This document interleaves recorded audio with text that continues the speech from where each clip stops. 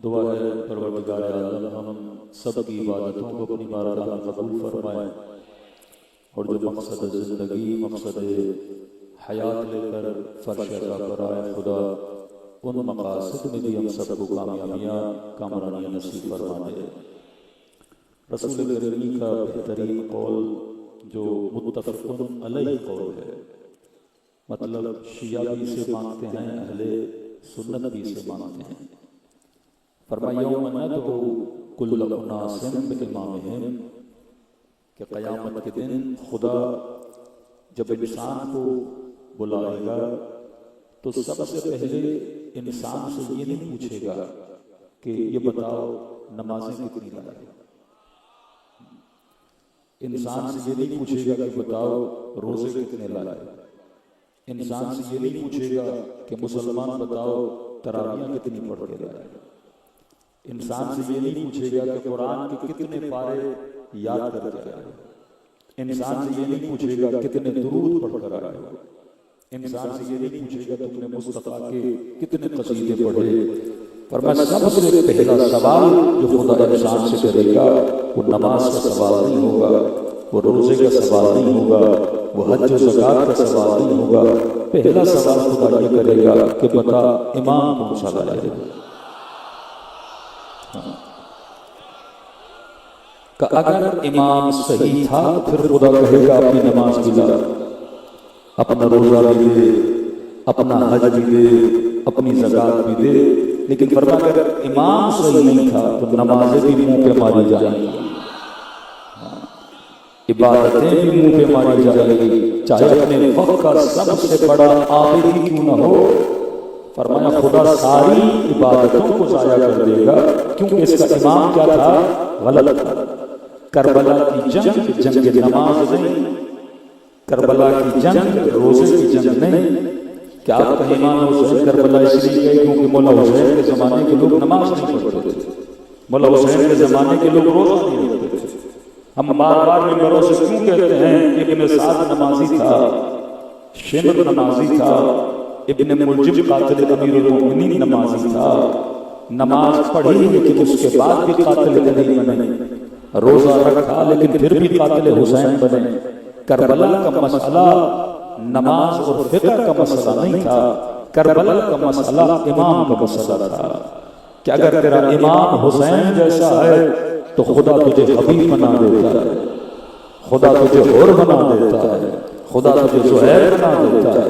लेकिन अगर तेरा इमाम यजीद जैसा है तो कोई इब्न साद बन के निकलता है, कोई शिमर बन के निकलता है। तो अमाल का सवाल बाद में होगा, पहले जो सवाल होगा वो किसका होगा? इमाम का सवाल होगा। हो सकता है आप कहेंगे कि ये कैसे मुमकिन है, एक इंसान इतना अच्छा इंसान था, 5 वक्त का नमाज़ी, रोज़ेदार, लोगों में खैर और खैरात करे, बस क्योंकि इमाम सही नहीं है खुदा सारी इबादतों को ज़ाया कर देगा। मैंने गलती से मिसाल देता हूँ ताकि समझ में आ जाए। तुम पूरी जिंदगी में नमाज पढ़ो, कितनी नमाजें पढ़ोगे? खुदा 80 साल जिंदगी में बगैर वक्फे के नमाजें पढ़ते रहो, दुनिया कहेगी 80 साल की इबादत करने वाला है। मैंने कहा कुरान किसी ऐसे की मिसाल देता है जिसका नाम इब्लीस है, जिसने 4000 साल खुदा की इबादत की, लेकिन खुदा ने कहा जब तक मेरे बनाए हुए को नहीं मानोगे एक सजदा भी तेरा कबूल नहीं करेगा। अगर इमाम सही नहीं तो इबादतें बातिल हो जाती हैं, अगर इमाम सही नहीं तो इंसान के रोजे बातिल हो जाते हैं। मसला इमामत का है, मसला नमाज का नहीं है, मसला रोजे का नहीं है। इख्तिलाफ शिया और इख्तिलाफ गैर शिया का है। आपके मौलाना में शिया इसलिए हो कि हाथ खोल के नमाज पढ़ता हूं और वो सुन्नी इसके लिए है कि हाथ बांध के नमाज पढ़ता है। असल इबादत को शिया भी मानता है, सुन्नी भी मानता है। फर्क शिया और सुन्नी ये नहीं कि तुम 10 मिनट बाद में रोजा खोलते हो, वो 10 मिनट पहले रोजा खोलता है। फर्क शिया और गैर शिया ये है कि तू अहले विलायत है, वो अहले विलायत नहीं। आप इमाम के मानने वाले हो, वो मद्दे मुकाबिल इमाम को नहीं मानता। और अगर इमाम सही नहीं है तो इंसान की न नमाज कबूल है, न इबादत कबूल है, न रोजा कबूल है। छोटी सी मिसाल दूं ताकि बच्चे भी समझ जाएं। मिसाल के तौर पे ऐलान हो, आपके शहर में बंदो आदम है, ऐलान हो कि टंडवादम में यजीद आया, तो आपके मौलाना आज यजीद कैसे आ सकता है? भाई कई यजीद अभी भी इस्लामाबाद आते हैं और जाते हैं।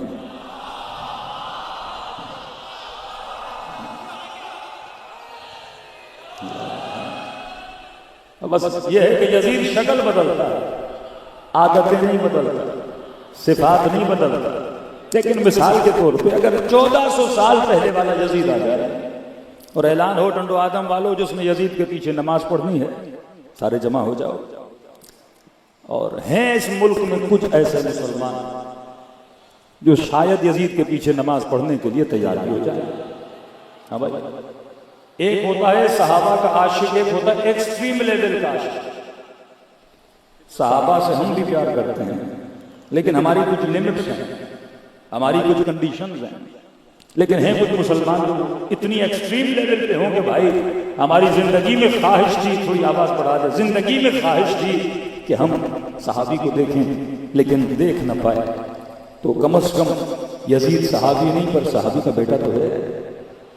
हाँ, मुसलमानों की खालू का बेटा, कातिबे वही का बेटा। तो कहा जिसे सहाबी ने गोद में बिठाया हो, बेटा था तो यकीनन चुम्मियां भी नहीं होंगी।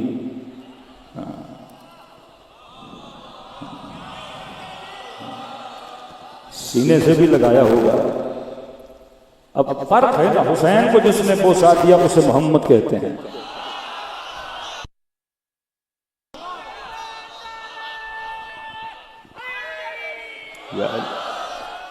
उम्मत का एक फिरका कहे भाई है सहाबी ने चुम्मियां दी हैं, सहाबी ने सीने से लगाया है, सहाबी की गोद में पला है, बड़ा है, तो एक फिरका आ जाए भाई हम आशिक हैं और आशिक वैसे ही अंधा होता है, समझ तो उसे वैसे नहीं आती।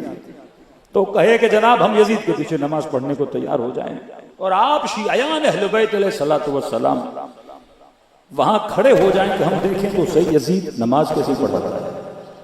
और आपने देखा कि वाकया ऐसी नमाज पढ़ाई यजीद कि दुनिया परेशान, लंबी सूरतें, लंबे लंबे रुकू, लंबे लंबे सजदे, और उम्मत यजीद के पीछे नमाज में गिरिया करे। वो रिक्कत हो इनकी नमाज में, वो गिरिया हो इनकी नमाज में, वो खुजू इनकी नमाज में, खुशू इनकी नमाज में। और आपसे कोई पूछे बताओ यजीद के पीछे नमाज कैसी पढ़ी, आपने कहा भाई नमाज तो कमाल की पढ़ी, क्या खुजू था, क्या खुशू था, क्या गिरिया था इनकी नमाजों में। अब सवाल यह है ये नमाज जब रब की दरबार में जाएगी, ये खुशू वाली नमाज, खुशू वाली नमाज, ये रब के दरबार में आंखों से आंसू बहने वाली नमाज जब खुदा की दरबार में जाएगी, परवरदिगार आलम न खुशू को देखेगा, न खुशू को देखेगा, न तुम्हारी सूरतों को देखेगा, न रुकू और सुजूद को देखेगा। सबसे पहला सवाल करेगा बता तुम्हारा पेश इमाम कौन था।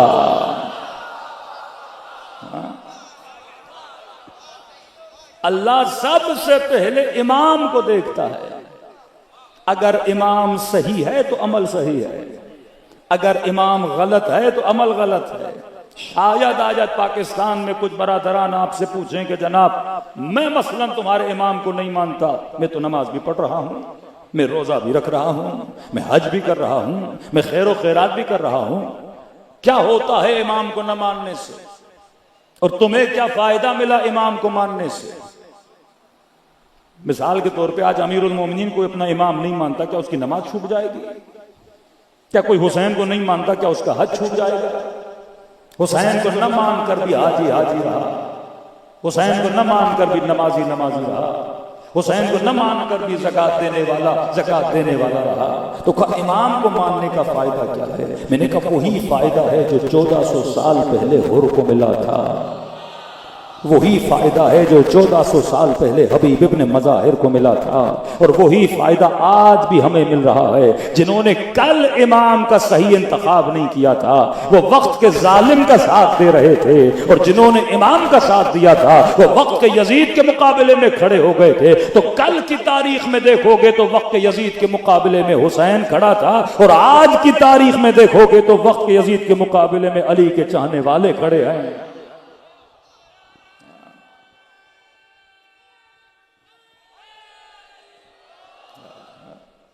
एक अरब के करीब मुसलमान है, लेकिन इस्राइल के मुकाबले में कौन खड़ा है? अली का चाहने वाला। अमेरिका के मुकाबले में कौन खड़ा है? अली का चाहने वाला। सवाल है कि सिर्फ अली का चाहने वाला ही क्यों खड़ा होता है? क्योंकि इसका इमाम सही है। इमाम नमाज सिखाने के लिए नहीं आता। नमाज हदीस पढ़कर भी सीख जाओगे, तफसीर पढ़कर भी पता चल जाएगा, किसी मौलवी का दामन पकड़कर भी नमाज सीख जाओगे। इमाम क्या सिखाता है? इमाम सही और गलत की पहचान बताता है। इमाम वक्त के जालिम की पहचान बताता है। आज मुसलमान भी बहादुरियों के किस्से सुनाते हैं, हम भी सुनाते हैं। फर्क समझो। आज उन्होंने इस्लामियात में इतने अमीरुल मोमिनीन के फजाइल नहीं सुनाए जितने उन्होंने खालिद बिन वलीद के फजाइल सुनाए। हाँ, आज किसी भी अहले सुन्नत से पूछिए खालिद बिन वलीद, कहेगा इस्लाम का बहादुर, फातिह, फजाइल बड़े सुनाते हैं। अब मैं जरा फराग दिली होकर एक बात करूं। देखो, अगर वो सच है, झूठे में उसमें नहीं पड़ता, लेकिन सवाल यह है कि उम्मत को सिखाया कि खालिद बिन वलीद बहुत बहादुर था, हमने मान लिया। आपके बुजुर्गान हैं, आप उनकी फजीलत और कोई पॉजिटिव चीज बताते हो तो अच्छी बात है। आप किसी भी शख्स की बहादुरी की तारीफ करोगे तो किस चीज को प्रमोट कर रहे हो? बहादुरी को। आप बुज़दिली को प्रमोट नहीं करो, बहादुरी को प्रमोट करो। हमें भी अच्छा लगता है। हर बंदा अपने पीर की तारीफ करता है, अपने मुर्शिद की तारीफ करता है, लेकिन उस तारीफ में अच्छी चीज होनी चाहिए तो अच्छी बात है। मतलब मेरा मुर्शिद सखी था, मेरा पीर बहादुर था, मेरा पीर भागने वाला नहीं था, मैदान में डट के लड़ने वाला था, ये अच्छी बातें हैं। ताकि आप अपनी कौम को क्या सिखा रहे हो? अच्छी चीजें सिखा रहे हो। कि खालिद बिन वलीद बहादुर, कि जनाब उमर कहते हैं अगर खालिद जिंदा होता तो मैं अपने बाद किसको खलीफतुल मुस्लिमीन बनाता?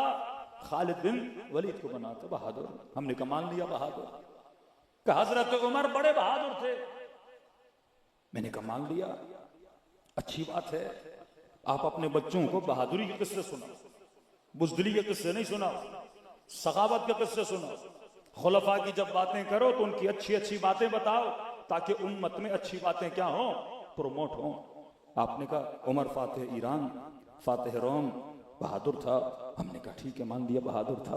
लेकिन मेरा एक सवाल है, आपने उमर की, खालिद बिन वलीद की बहादुरी के किस्से तो सुनाए, लेकिन एक बात मेरी समझ में नहीं आती, अगर उमर बहादुर था तो तुम में से कोई उमर की तरह बहादुर बन के ट्रंप के सामने खड़ा क्यों नहीं हुआ?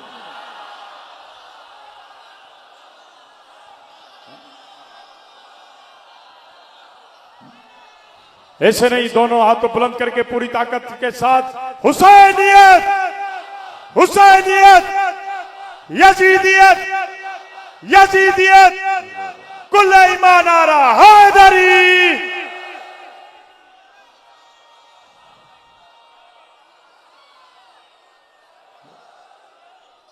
फारसी का एक जुमला कहते हैं आज फजल पेदर तुरच हासिल, कि बाप तेरा फाजिल था, उससे तुझे क्या मिला? आज मुसलमान ने अजीब रट लगाई हुई है कि इस्लाम इतना बड़ा था, मुसलमान ने फला फतुहात की, मुसलमान ने ये किया, बड़ों ने ये किया, बड़ों ने ये किया। भाई तुमने क्या किया वो बताओ। बड़े साबिर थे, बड़े सखी थे, बड़े बहादुर थे। हम मुसलमान तो ऐसे थे, हम मुसलमान तो वैसे थे, साइंसदान भी हमारे पास थे, आलिम भी हमारे पास थे, फिलसूफ भी हमारे पास थे। आज कहां खड़े हो? आज फकीरी का कटोरा लेके अंग्रेज के सामने खड़े हो, आज कशकोल लेके मुल्कों के सामने खड़े हो।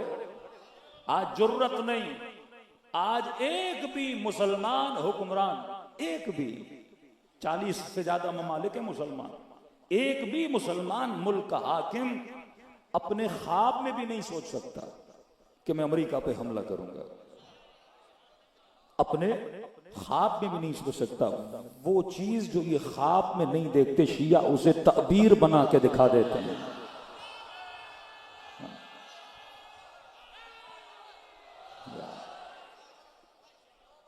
अब यहां फर्क समझो इमाम हक और इमाम बातिल का। कि आपके बड़े बहादुर थे, मेरा वालिद ऐसा था, मेरा चचा वैसा था, मेरा दादा वैसा था। छोड़ दो उन चीजों को, वो जैसा था वो उसका फजल था, वो उसका करम था। तुमने अपने बाप से क्या सीखा? उसकी शुजाअत तेरे अंदर है कि नहीं? उसकी बहादुरी तेरे अंदर है कि नहीं? एक रहबर और लीडर नहीं बना सके। एक तरफ कहते उमर बहादुर थे, तो बनो ना उसकी तरह, हम भी साथ देंगे तुम्हारा। उमर की तरह बहादुर बनो, नेतन्याहू के सामने खड़े हो जाओ। उमर की तरह बहादुर बनो, अमेरिका के सामने खड़े हो जाओ। भाई उमर की तलवार चलती थी ना, तुम्हारी गोलियां क्यों नहीं चलती?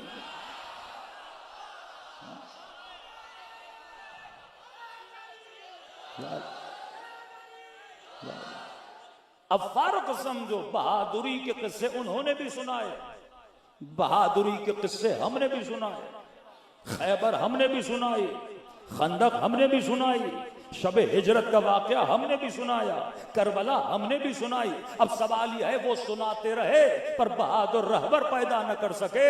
हम सुनाते भी रहे, बहादुर पैदा भी करते रहे। हमने सिर्फ खैबर नहीं सुनाई, खैबर शिकन मिसाइल बना के वक्त के यजीद को मारा भी।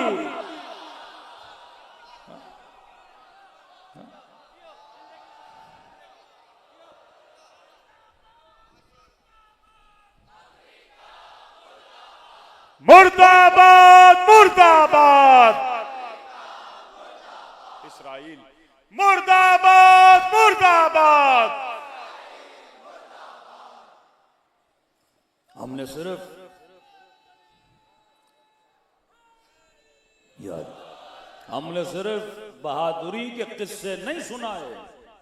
अब यहां पर अगर कोई पूछे कि भाई शियों के पास ऐसा क्या है कि ये किस्से भी सुनाते हैं, फिर किस्सों से नस्लों को बहादुर भी बनाते हैं। किस्से तो वो भी सुना रहे थे ना, किताबें भर दी, जनाब खालिद की बहादुरी, जनाब उमर की बहादुरी, सारी बहादुरियां सुनाई ना, लेकिन एक रहबर बहादुर नहीं बना। एक मुसलमान मुल्क का रहबर बहादुर आज तक साबित नहीं हुआ कि डट के खड़ा हो जाए जुल्म के मुकाबले में, जालिम के मुकाबले में, अल्लाह पे भरोसा करे, अल्लाह की ताकत पे भरोसा करे। आपको नहीं मिलता। तो यहां कोई पूछे ना कि जनाब तुम लोगों ने ऐसा क्या किया कि किस्से के साथ साथ वक्त के किस्से को बदला। कल के बहादुर भी सुनाए, आज के बहादुर भी पैदा किए। तो यहां अगर कोई पूछे ना तुम्हारे पास क्या है, कहो मेरे पास वो है जो तेरे पास नहीं। तो फिर कहेगा ऐसा क्या है जो मेरे पास नहीं तेरे पास है? को हमारे पास फर्श अज़ा हुसैन इब्न अली। ये है मकसद मजलिस, ये है।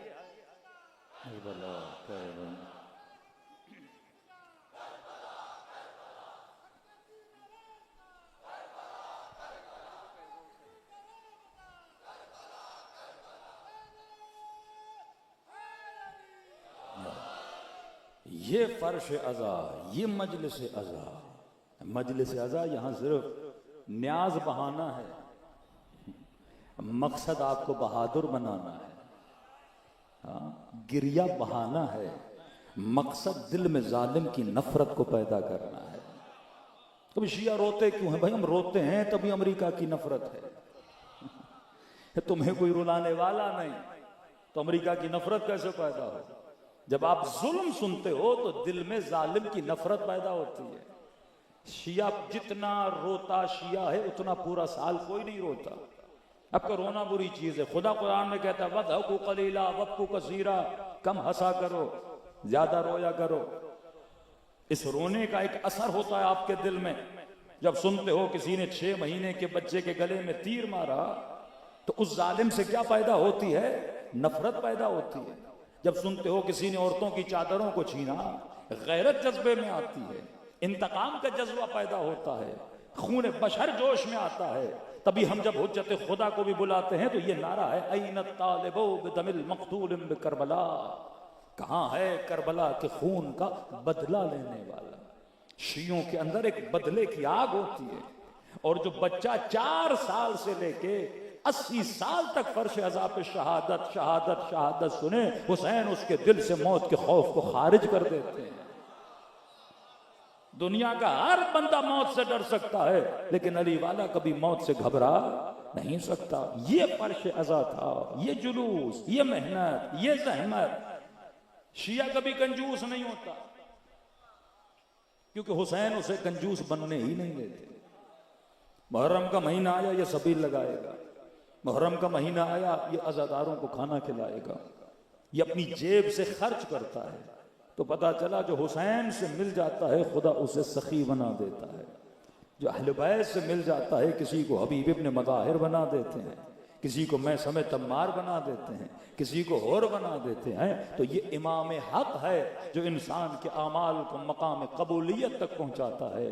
अय मुस्लिम, अगर तेरा इमाम सही नहीं है तो न नमाज कबूल है, न रोजा कबूल है, न तौहीद कबूल है। तौहीद भी कामिल होती है, दीन भी कामिल होता है सही वली के इंतखाब पे। क्यों नबी ने फरमाया अल यौम अकमलतु लकुम दीनकुम व अतममतु अलैया निअमती, कि आज दीन खुदा कामिल हुआ। दीन खुदा नमाज पे कामिल नहीं हुआ, रोजे पर कामिल नहीं हुआ। गदीर खुम में जब अली का हाथ बुलंद करके कहा मन कुंत मौला फहाज़ा अलीयुन मौला, दीन कामिल होता है किस पर? विलायत अमीरुल मोमिनीन पर। तो ये इफादियत है अगर इमाम सही है।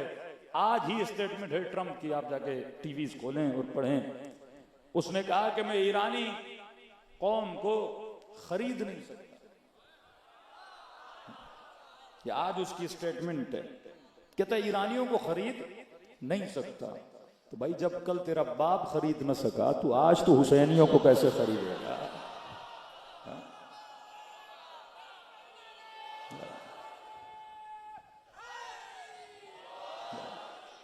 याद रखो, शिया को कभी खरीद नहीं सकते। वो खुद कह रहा है कि इनको खरीद नहीं सकता। मतलब क्या?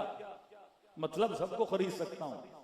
सबको खरीद लिया है, पैसों पे बिकते हैं, माल पे बिकते हैं, ओहदों पे बिकते हैं, सीटों पे बिकते हैं, लेकिन न इनको खरीद सकता हूं न इनको झुका सकता हूं। तो क्या मेरे पास एक ही रास्ता है कि उनको तोड़ूं या उनको मारूं। वही रास्ता जो यजीद ने अपनाया था, हुसैन को खरीद न सका। और इमाम ने फरमाया हया तुमिन ज़िल्लत, कि जिल्लत की जिंदगी से इज्जत की मौत बेहतर है। हुसैन ने भी इज्जत की मौत को चुना, सैयद अली खामनेई ने भी इज्जत की मौत को चुना।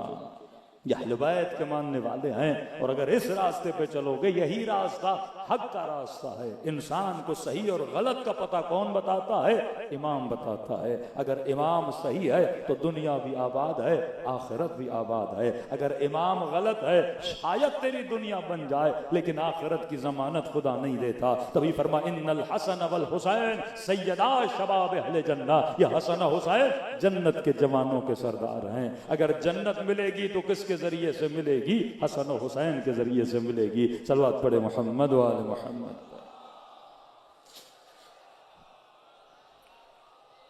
व आले मोहम्मद। तो मेरे अजीज, फर्श अज़ा पे अबा अब्दुल्लाह हुसैन आपको बुलाते हैं ये समझाने के लिए कि देखो सही इमाम के मानने से आज खुदा ने तुझे क्या अता की हैं? इज्जतें अता की हैं। फर्श अज़ा इंसान की फिक्र बनाती है, गैर महसूस तरीके से फिक्र बनाती है। शायद आपको पता भी न लगे कि मौला हुसैन मेरे साथ करते क्या है। हुसैन तुझे सखी बनाते हैं, हुसैन तुझे शहीद परवर बनाते हैं। जब आपका बच्चा बैठेगा ना और सुनेगा कि हुसैन ने अपने भतीजे से पूछा कासिम कैफ इंदकल मौत, तेरे लिए मौत कैसी है? तो फरमाया चचा अहला मिनल असल, मेरे लिए मौत शहद से ज्यादा मीठी है। तो इस फर्श पे बैठने वाला बच्चा कभी मौत से घबराता नहीं है। ये नूर है मेरे अजीज। नूर के करीब जाओगे नूरानी बनोगे, हुसैन से दूर जाओगे जुल्मतों में चले जाओगे। हजरत अब्बास फरमाते हैं कि जब होर का लश्कर आ रहा था और जब पहुंचा तो ये इतना प्यासा था, इमाम हुसैन ने फरमाया अब्बास जितना पानी है इन प्यासों को पिलाओ। इमाम है ना, इमाम का दिल साहिब एहसास होता है, नर्म होता है। तभी आप देखते हो आलम इस्लाम में मुसलमान बहुत हैं, लेकिन जिसका दिल आज दर्द से भरा है वह अहले बैत के चाहने वालों का दिल। फिलिस्तीन वाले शिया नहीं, लेकिन उनकी हमदर्दी के लिए कौन आगे बढ़ता है? अहले बैत का चाहने वाला। आप हर मजलूम की सजा देते हो, प्यासों को पानी पिलाते हो, भूखों को खाना खिलाते हो, सबीने लगाते हो। आज ह्यूमन राइट्स, इंसानियत की बातें करने वाले दुनिया में बहुत मुल्क मिलेंगे, लेकिन वाकईन आपने इंसानियत को कमाल पे जाता हुआ देखना है तो हुसैन की करबला चले जाओ। अभी नजफ से पैदल किसकी खिदमत हो रही है? इंसान इंसान की खिदमत कर रहा है। फ्री में सोना, फ्री में खाना, पाँव में दर्द हो पाँव को दबाना, जूतों को पॉलिश करना, कपड़े धोकर देना, इतनी खिदमत इंसानियत। एक मुल्क दिखाओ अमेरिका का, यूरोप दिखाओ, कोई एक मुल्क दिखाओ जिसने इतनी इंसानियत की खिदमत है। ये तुझे खादिम इंसानियत कौन बना रहा है? इमाम बना रहा है। आज हुसैन हमारा इमाम नहीं होता तो हम भी जालिम होते। आज इमाम हुसैन हमारा इमाम नहीं होता। इमाम का काम क्या है? एक नुक्ता और अब ते मुसीबत। इमाम का काम क्या है? इमाम का काम बिल्डिंग्स बनाना नहीं है, इमाम का काम रोड बनाना नहीं है। क्या आप दुआ करें कि परवरदिगारा इमाम जमाना का ज़हूर फरमा, क्योंकि पाकिस्तान में लोड शेडिंग बहुत है। इमाम जमाना आएंगे तो लोड शेडिंग खत्म हो जाएगी। हमारी सिंध की सड़कें बड़ी खराब हैं, इमाम जमाना आएंगे ऐसी हुकूमत बनाएंगे, सड़कें, वो बरकत हुकूमत हो सकती है, लेकिन मकसद इमाम ये नहीं कि रोड बनाए, मकसद इमाम ये नहीं कि मेरी जेबें पैसों से भरे, मकसद इमाम ये नहीं कि मेरे लिए स्कूल बनाए। ये रोड अमेरिका भी अच्छे से अच्छे बना सकता है, ये मॉल, ये कंस्ट्रक्शन, ये पुलें। आज अमेरिका पाकिस्तान को 500-600 मिलियन डॉलर दे दे, लोड शेडिंग खत्म हो जाएगी। आज सऊदी अरब फ्री का तेल दे दे, लोड शेडिंग खत्म हो जाएगी। आपकी जेबें पैसों से भर जाएंगी। तेरी जेब में पैसा निमरूद भी डाल सकता है, कारून भी डाल सकता है। आज ये कहना कि फला मुसलमानों के खलीफे ने इतने मुल्क फतह कर दिए, फला ने ये कर दिया। मकसद इमाम ये नहीं कि वो मुल्कों को फतह करे, मकसद इमाम ये नहीं कि वो कश्तियां बनाए, मकसद इमाम ये नहीं कि वो रोड बनाए। ये काम तागूत भी अच्छे से अच्छा कर सकता है। ये ब्रिटेन की गवर्नमेंट हो, अमेरिका का मुल्क हो, यूरोप चले जाओ, रोड हमसे अच्छे हैं, हुकूमतें हमसे अच्छी हैं, एजुकेशन का सिस्टम हमसे अच्छा। इमाम का काम क्या है? फरमाया दुनिया वाले रोड बना सकते हैं, हुसैन का काम है इंसान बनाना। ये इमाम का काम है कि वो इंसान बनाता है। हुर को जन्नती किसने बनाया? हुसैन ने। हबीब को हबीब किसने बनाया? हुसैन ने। एक समझो कारखाना इमाम का है, दूसरा कारखाना शैतान का है। अमेरिका कितनी तरक्की में, पुलें बड़ी अच्छी हैं, रोड बड़े अच्छे हैं, मॉल बड़े अच्छे हैं, जहाज बड़े अच्छे हैं, टेक्नोलॉजी बड़ी अच्छी है, कंप्यूटर, लैपटॉप, मोबाइल अच्छे से अच्छा बनाता है कि शायद पाकिस्तान तो क्या कोई इस्लामी मुल्क भी न बना सके। लेकिन मैं कहूंगा अमेरिका का इंसानी प्रोडक्ट क्या है? अमेरिका ने कौन से इंसान बना कर दिए दुनिया को? तो अमेरिका का प्रोडक्ट है हजरत ट्रम्प।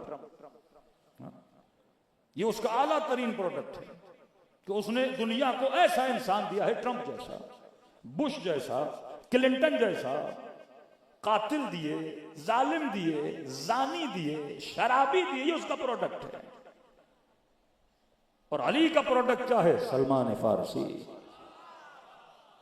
अबू ज़र गफ्फारी, मैसम तम्मार, कुमैल, मालिक अशतर, अबू हमजा समाली। और ये प्रोडक्ट रुका नहीं।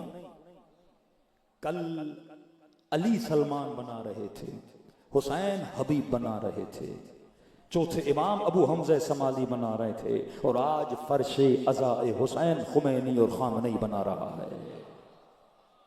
है किसी मुसलमान के पास खुमैनी जैसी शख्सियत, हसन नसरुल्लाह जैसी शख्सियत, शहीद सिब्ते जाफर जैसी शख्सियत, शहीद आरिफ हुसैनी जैसी शख्सियत? ये वो प्रोडक्ट ऑफ अहलुल बैत है कि ये मुआशरे को क्या देते हैं? आला तरीन इंसान देते हैं।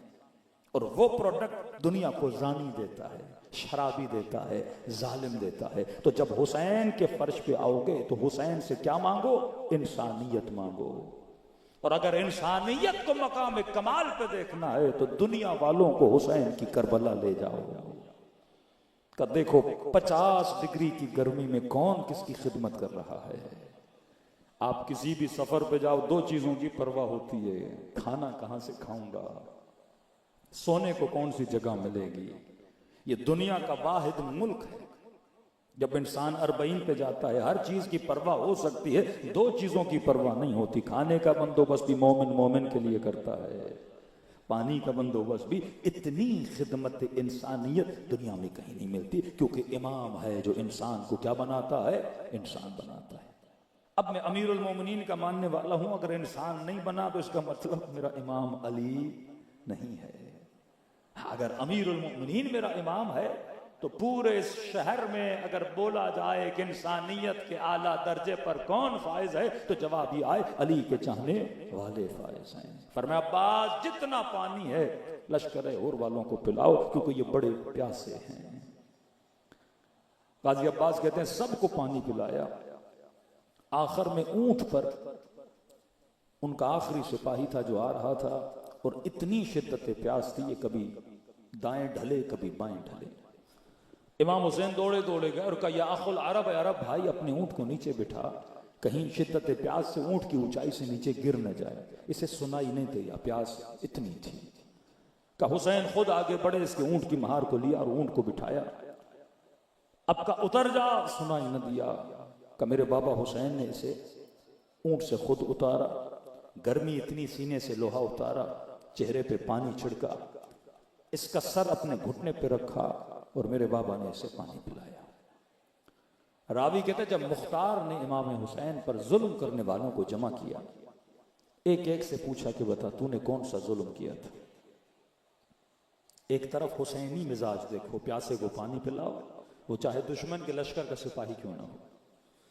इनसे पूछा कि बताओ तुमने, ये वो हैं जिनका इमाम सही नहीं, अब्बास वो है जिसका इमाम सही है।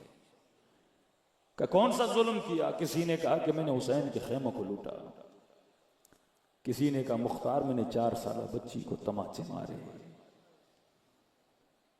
किसी ने कहा मुख्तार मैंने कानों में हाथ डाला, बच्ची रो रही थी और कह रही थी मैं उतार के देती हूं, मैंने सुना नहीं, मैंने खींचा। किसी ने कहा मुख्तार मैंने हुसैन के बदन पे घोड़े दौड़ाए, क्योंकि मुख्तार जब घोड़े दौड़ा रहा था मैंने अपने कानों से हुसैन की पसलियों के टूटने की आवाज को सुना। सब सुनाते रहे, आखिर में कोई खड़ा था। जनाब मुख्तार ने कहा बता तूने क्या किया। कहा मुख्तार मुझसे नहीं पूछो, मुझे बताते हुए भी शर्म आती है, और बताऊंगा तो मुझे मार दोगे। कब लाइन मारूंगा तो वैसे ही, लेकिन कम से कम शियों को पता तो चले तुमने नबी के नवासे पे जुल्म क्या किया। कि मुख्तार जब मैं लूटने गया ना तो खेमे लूट चुके, देर बहुत हो गई, फिर मैं हुसैन के बदन पर गया। अब कैफियत बदन इमाम हुसैन देखो कि मुख्तार सब कुछ लुट चुका था। इमाम जब होता है ना तो इमाम साहिब हया है। आप चाहोगे आपके बदन से कपड़ा उतरे, ये इमाम है। बीबी ज़ैनब फरमाती है मेरे खेमे में, फरमाया बहन ज़ैनब जो सबसे पुराना कुर्ता हो ना वो हुसैन के लिए लाओ। हुसैन इतना पुराना, फरमाया ताकि किसी में लालच न हो। इमाम है, नहीं चाहता कि मेरा बदन उरियान हो जाए। कि जब कुर्ता पहन लिया तो फिर खंजर निकाला और अपने ही कुर्ते को हुसैन फाड़ने लगे। कब बहन कुर्बान जाए, फाड़ क्यों रहे हो। कब बहन ज़ैनब पुराना तो है, शायद लालच हो, मैं फाड़ता हूं, फटा हुआ कुर्ता देखेगा मेरे बदन पे छोड़ देगा। हसरत थी इमाम हुसैन की कि मेरे बदन से लिबास न उतारा जाए। इमाम ज़माना फरमाते हैं ज़ियारत नाहिया में मेरा सलाम हो करबला के उस शहीद पे जिसके बदन पर लिबास नहीं था। कब मुख्तार कुछ नहीं था, कोई कमरबंद ले गया, कोई कुर्ता ले गया, कोई तलवार ले गया, कोई अमामा ले गया। मैंने कहा कि इब्ने ज़ियाद के दरबार में खाली हाथ क्यों जाऊं। मुख्तार मेरी निगाह हुसैन की अंगूठी पे पड़ गई।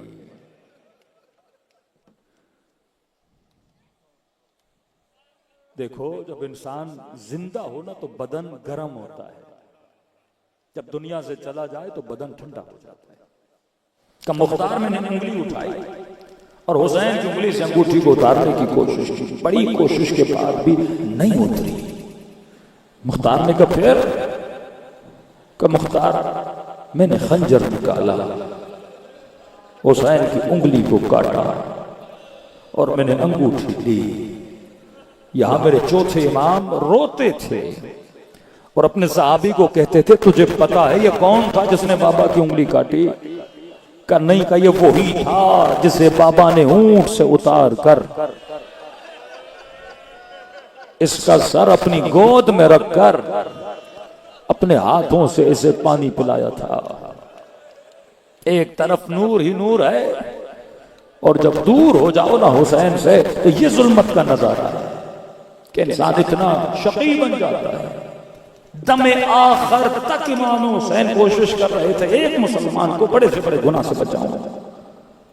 कहते हैं 6-7 लोग इमाम हुसैन का सर कलम कर रहे हैं, किसी को जरूरत नहीं हुई। तभी इख्तिलाफ रिवायात है किसने सर कलम किया था इमाम हुसैन का। आखिर में कहते हैं शिमर गया, क्योंकि जो भी जाता था इमाम हुसैन उससे बातें करते थे। कहते थे मुझे देख मैं कौन हूं, अनबन रसूलुल्लाह, मैं तेरे नबी मोहम्मद का नवासा हुसैन हूं। अनबन फातिमा ज़हरा, मैं तुम्हारी नबी की बेटी फातिमा का लाल हुसैन हूं। अपने हाथों को हुसैन के खून से रंगीन न करो। आखिर में शिमर गया। फरमा इमाम हुसैन ने फरमाया शिमर तू चाहता क्या है? हुसैन तुझे मारना चाहता हूं। फरमा देख मेरे बदन को इतने जख्म लगे, थोड़ी देर रुक जा, खून बहता रहेगा, मेरी रूह परवाज कर जाएगी, लेकिन अपने हाथों को हुसैन के खून में रंग न। हर गुनाह की माफी है, इसकी कोई माफी नहीं है। आखिर दम तक इमाम हुसैन चाहते हैं ये अपने हाथों को ऐसे गुनाह में रंगीन न करे। थोड़ी देर पीछे खड़ा हो जा, देख मेरे बदन में इतने तीर लगे हैं, खून बह रहा है, दिल की धड़कन अभी रुक जाए। कहते माफ का नहीं मैं तो काटूंगा। काफिर सीने अबा अब्दुल्ला पे बैठा। आगे पनाहियान कहते हैं जब सीने पे बैठा ना, यहां भी इमाम हुसैन की कोशिश थी कि ये अपने हाथों को खून हुसैन न रंगे। फरमाया शिमर थोड़ी देर हुसैन के चेहरे को देख, थोड़ी देर। उबूहत थी इमाम हुसैन के चेहरे में, कोई देखता तो हाथ कांप जाते, छुरी कैसे चलाता। जरा थोड़ी देर मेरी आंखों में देख, थोड़ी देर मेरे चेहरे को देख। इस चेहरे को देखकर तुझे मुस्तफा की याद नहीं आती? इस चेहरे को देखकर फातिमा तो ज़हरा की फिक्र नहीं आती कि तू किसके सीने पर सवार है? कहते शिमर जानता था कि अगर हुसैन के चेहरे को देखा गर्दन पे छुरी नहीं चला पाऊंगा। यहां इमाम ज़माना फरमाते मेरा सलाम हो करबला के उस शहीद पे जिसके सर को पुष्ट गर्दन से काटा गया, का चेहरे को न देख सका। सैयदा ज़ैनब फरमाती इसने इमाम हुसैन को पलट दिया।